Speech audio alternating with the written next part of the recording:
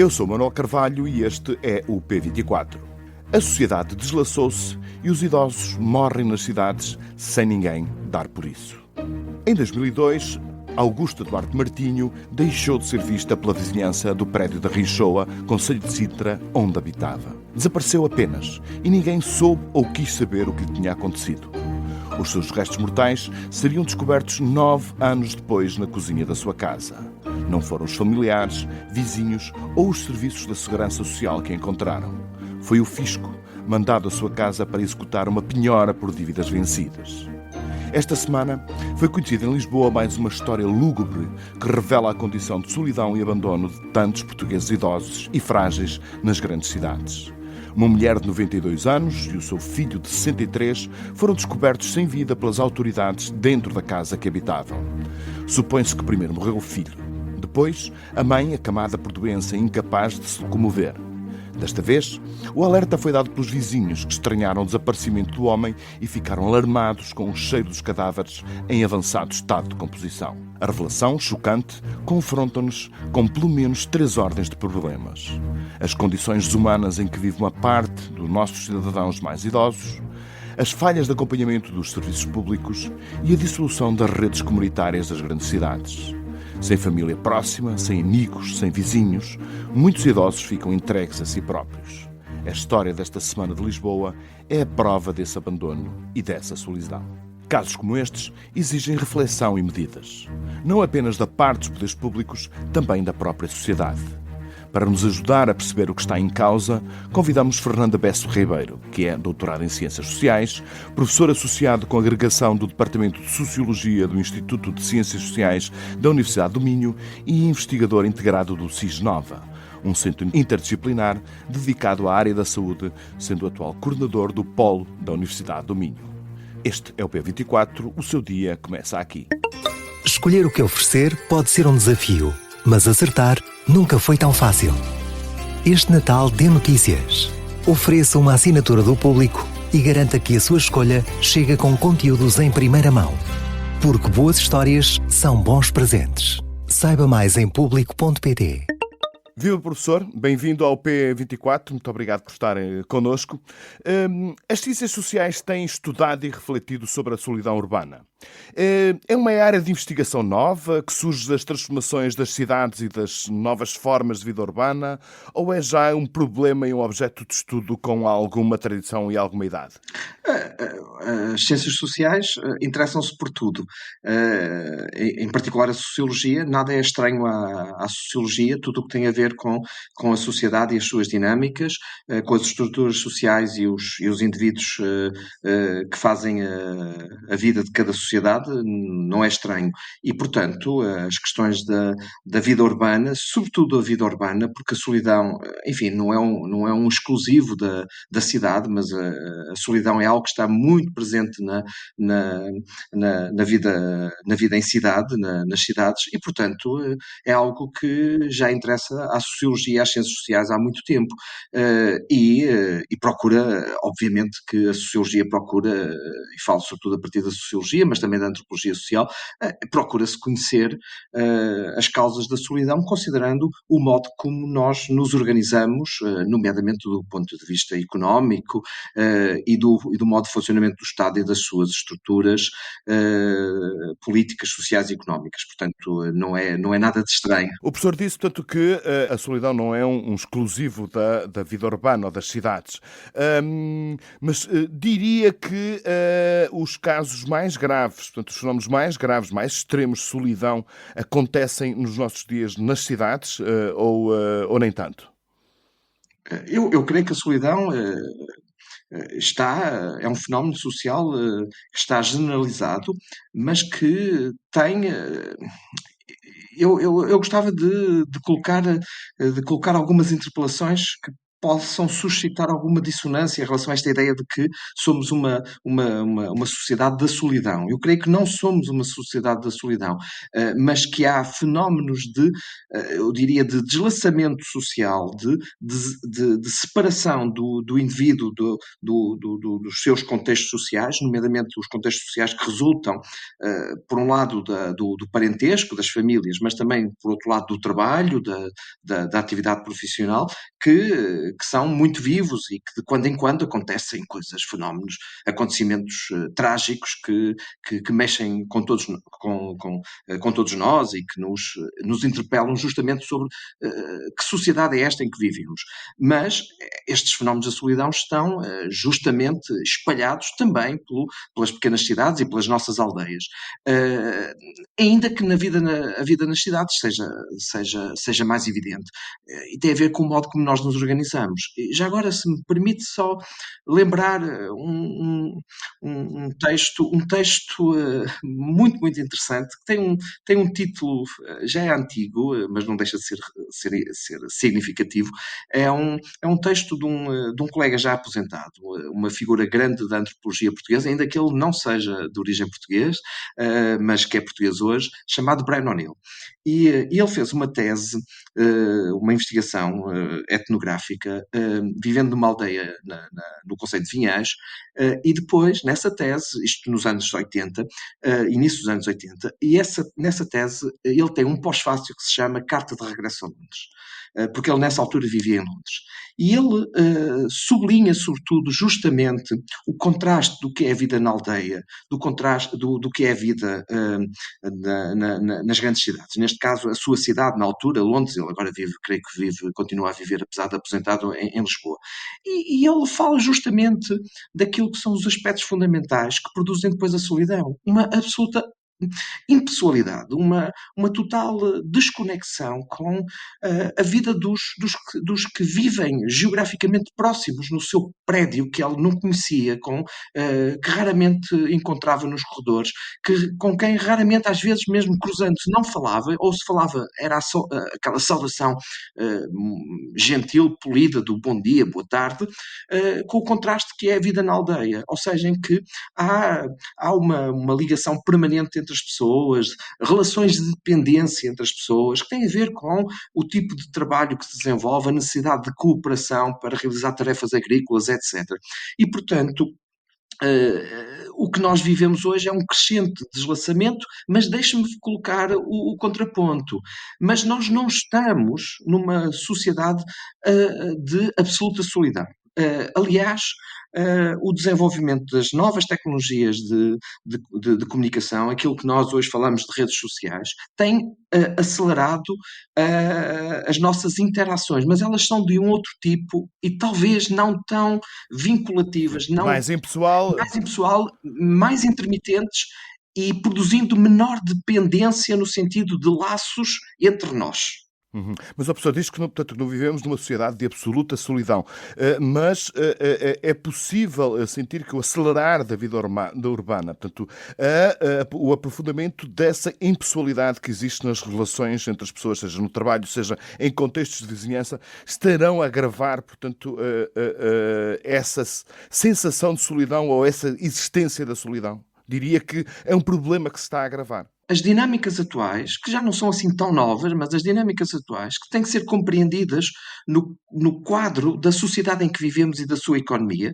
ou se quisermos, para falarmos claramente, do modo como funciona o capitalismo e a crescente mercantilização de tudo, tem tornado a vida de cada um de nós mais vinculada a esferas do campo mercantil, produzindo uma relação cada vez mais centrada, ora no trabalho, e creio, os jornalistas certamente percebem o que eu vou dizer, infelizmente, sentem na carne, nós estamos cada vez mais numa sociedade acelerada e marcada por arritmia, isto é, o nosso tempo é cada vez mais oscilante, mais inesperado. O exemplo... E deixamos de ter o mesmo tempo e o mesmo espaço e a mesma empatia com os outros, em consequência Não, é que dessa manifestação que você está a sim, dizer. é sobretudo uma vinculação crescente ao trabalho e às exigências que o trabalho nos coloca, e à crescente erosão no contexto desta arritmia. O Manuel Castells, um sociólogo que nos últimos anos passou até pelo governo do Estado espanhol, num dos primeiros governos de Pedro Sánchez, foi ministro das universidades. Ele falava numa obra, A Sociedade em Rede, o título é interessante, o que mostra que nós não estamos assim tão isolados, só que as vinculações não são mais frágeis. É uma característica, creio eu, também da sociedade em que vivemos, uma crescente fragilidade dos vínculos sociais. Eles são simultaneamente, aparentemente intensos, fortes, mas eles podem ser facilmente interrompidos, facilmente produzindo desconexão com os outros, e nós estamos cada vez mais marcados por esta arritmia e incerteza, não é? Eu não tinha nada planeado participar neste podcast hoje, neste momento, a esta hora. E, portanto, o que está a acontecer é que os indivíduos, nós estamos cada vez mais vinculados às exigências que nos são colocadas pela economia tal como ela é, e pela crescente, isto parece paradoxal, mas por uma crescente centralidade do trabalho e daquilo que são as exigências do trabalho, e da crescente falta de separação entre, por um lado, o tempo de trabalho e, por outro, os outros tempos, que são cada vez hoje mais contaminados pelo tempo de trabalho, porque, obviamente, as novas tecnologias têm este dão, em lugar de nos libertarmos destas obrigações, apenas nos agarram elas, de certa maneira, como vós, jornalistas, bem sabeis, 24 horas sobre 24. E desse ponto de vista, eu creio que nós temos menos tempo para cuidar, eu creio que a expressão é mesmo esta, para cuidar uns dos outros, e o que significa, por exemplo, temos menos tempo para as relações, as velhas relações, mas que não deixam de ser relevantes no contexto, por exemplo, familiar, ou até no contexto dos amigos. E, portanto, nós estamos... E da vizinhança. Da vizinhança. Foi isso que aconteceu. Da vizinhança é evidente, não é? As relações hoje pessoais, hoje cada vez passam menos por relações de vizinhança.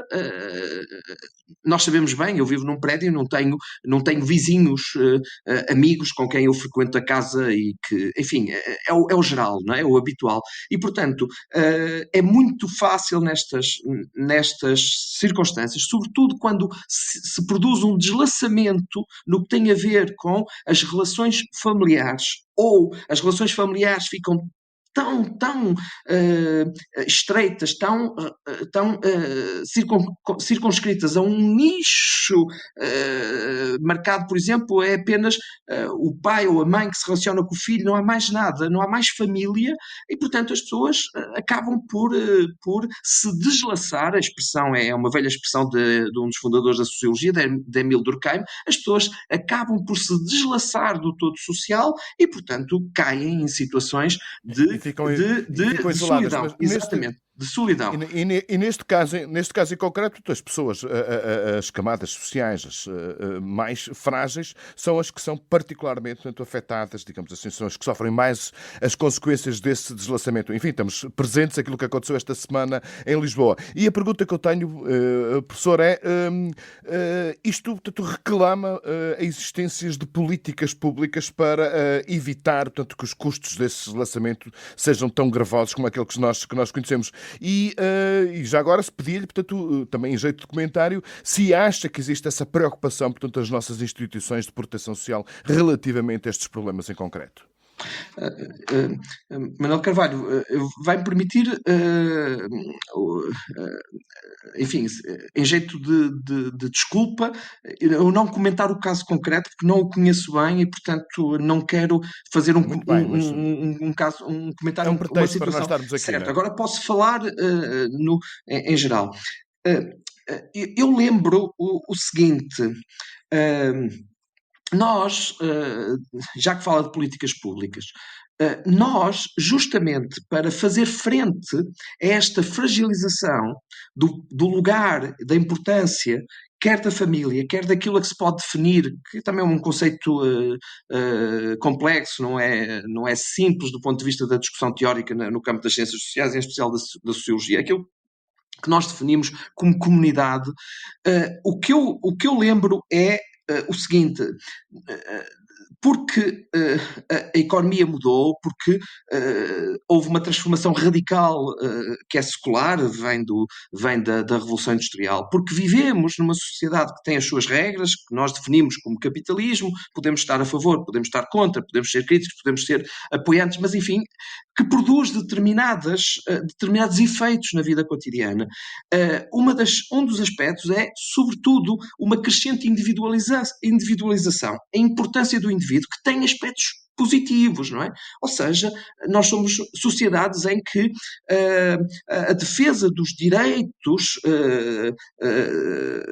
cívicos, dos direitos civis, do direito que prescreve uma fortíssima relevância para a pessoa humana enquanto indivíduo titular de direitos e uma fortíssima autonomia, tem também as suas consequências. Ao contrário do que acontece, por exemplo, ainda em sociedades que não desenvolveram mecanismos de proteção do tipo do Estado de Previdência, nós hoje somos capazes de sobreviver razoavelmente com menos dependência em relação aos outros, nomeadamente no contexto familiar. Porquê? Porque nós fomos construindo sistemas de financiamento que assentam, sobretudo, na proteção individual de cada um de nós. E, portanto, isto significa que nós estamos menos dependentes uns dos outros, sobretudo da dependência estabelecida no contexto. Do todo social. É mais do que o todo social. Manuel Carvalho, deixe-me só dar-lhe uma nota. Nós estamos menos dependente das velhas dependências típicas das sociedades ditas tradicionais, que estavam baseadas no parentesco e na comunidade, digamos assim. Nós hoje estamos fundamentalmente dependentes daquilo que são as políticas sociais e as suas expressões, nomeadamente o sistema de segurança social. E, portanto, isto, de certa maneira, facilita o nosso desprendimento, o nosso deslaçamento em relação aos outros. Porquê? Porque cada um de nós pode viver razoavelmente sem uma dependência direta, recorrendo apenas àquilo que são ou as prestações sociais ou os serviços sociais, nomeadamente de saúde, que são disponibilizados a todos nós. E, portanto, isto muda substancialmente o modo como nós nos relacionamos uns com os outros. E, portanto, deste ponto de vista, obviamente que nós temos que encontrar novas políticas sociais que possam minorar, sobretudo, as expressões mais agudas de sofrimento pessoal resultante da produção de solidão que está por aí, eu diria, à solta, mas não de forma generalizada, também posso acrescentar. Sim, não podemos ser assim tão pessimistas. Sim, senhora. Professora Fernando Bessa Ribeiro, muito obrigado por ter vindo ao P24. Foi um prazer ter estado à conversa consigo. Muito obrigado. Senhores telespectadores, o nosso programa de hoje é sobre uma grande figura da história portuguesa dos finais do século XV, sobre o rei Dom João II, a quem puseram o cognome de o Príncipe Perfeito. Na historiografia tradicional de Portugal, bem interpretada por José Hermano Saraiva, Dom João II aparece nos píncaros das glórias e dos merecimentos. Mais de meio milénio depois, apareceu um protocandidato à presidência da República que decidiu obter dividendos dessas glórias e merecimentos. É almirante, chama-se Gouveia Melo e deixou que fosse publicada numa revista da Marinha uma ilustração onde aparece ao lado do Príncipe Perfeito. Há quem se queixe de não saber nada sobre o que ele pensa da política e do país ou do mundo. Daqui para a frente, a queixa perdeu sentido. Ao pôr-se ao lado do grande rei, ele disse mais sobre si próprio e sobre o país que quer representar do que um programa de 1000 páginas. O P24 regressa na segunda-feira. Tenha um excelente fim de semana. O P24 é um podcast do Público com música original de Ana Marques Maia. A sonoplastia deste episódio é de Ruben Martins. O Público fica no ouvido.